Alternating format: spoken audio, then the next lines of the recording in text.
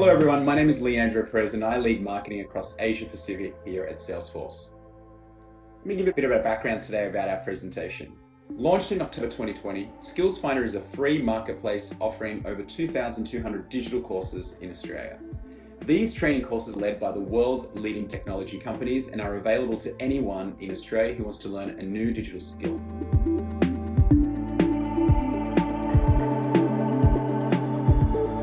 Today I'm interviewing James Horne, CEO of Balance Internet, a Melbourne-based tech company that came up with this idea.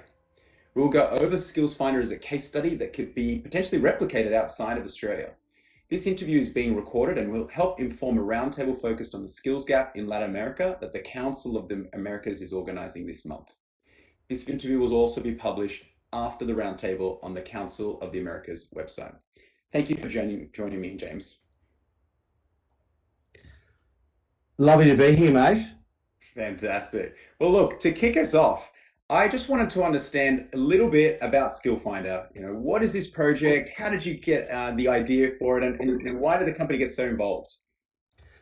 So Skill Finder started, as you mentioned, in early 2020 as a sort of a brainchild of the federal government here in Australia, where they sort of got the tech industry together and said, look, what can you guys do to help us through what's going to happen sort of post-COVID or during COVID with this sort of resetting of the workforce.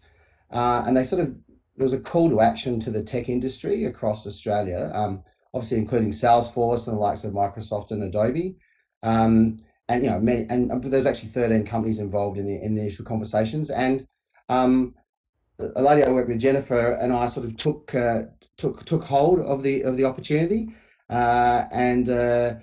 Jennifer's from Adobe, but then she actually enlisted her friends in Salesforce and Microsoft and others all together, and basically put to us as Balance, and we're a systems integrator, a website builder here in Melbourne, and we've done a lot of work within government building finders and marketplaces. And they said to us as an expert in that area, like, what could you do? And we decided at the time that we'd like to get involved from a pro bono perspective and build a proof of concept. So we put together a marketplace solution for skills.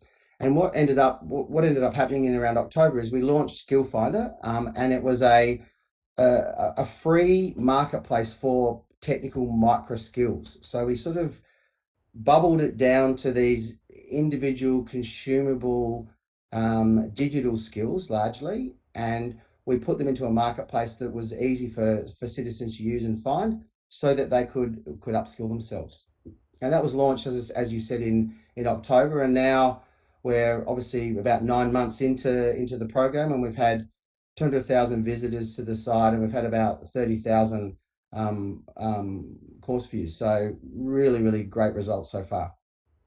That's incredible. So you mentioned the course views, the visitors. Is that how you measure success? Like, what are you ultimately trying to accomplish with this? Well, ultimately, it's a site for the citizens, and we divide the citizens into three groups. We talk about upskillers who are looking to, get more digital skills and improve their digital fluency. We talk about reskillers, who are people that perhaps are trying to transition from a less digital job into a more digital job, or to move sideways, or to morph their career or pivot their career. And then obviously starters, who are people that have very low digital fluency or digital literacy, or are young and are just beginning their journey. And what we're trying to do is give them pathways, give them courses and opportunities and pathways to try and reskill or upskill or get started. And the way we measure that largely is via the number of people coming to the site, the obvious macro view. But then we start also looking at the number of course connections, so the number of people that click through to courses with a view to enroll in them, and there are two major measures at this stage.